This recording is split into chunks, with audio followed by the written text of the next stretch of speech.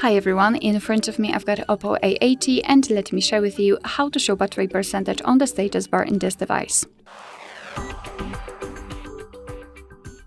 So let's start with opening the settings, and here we have to scroll down to find notifications and status bar. So do not scroll to the battery option, simply notifications and status bar. Here we have to tap on status bar at the top. And as you can see, we've got two options connected with the battery style and percentage. Be aware that you can always display the percentage, but not in the same way depending on the specific style.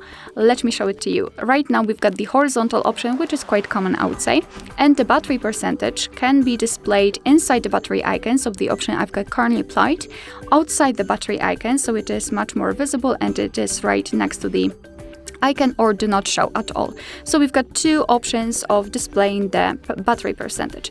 If we will choose the vertical option, which is also quite common, all you can do is to display the battery percentage next to the battery icon. You cannot display it inside because the icon is too small. The same situation with the loop option. In the loop, you can also display only next to the battery icon, or you've got the option do not show at all, so you can display only battery percentage or do not display anything actually, so you will not be able to check the current level of the battery. So as I said, it's totally up to you which option you prefer to use.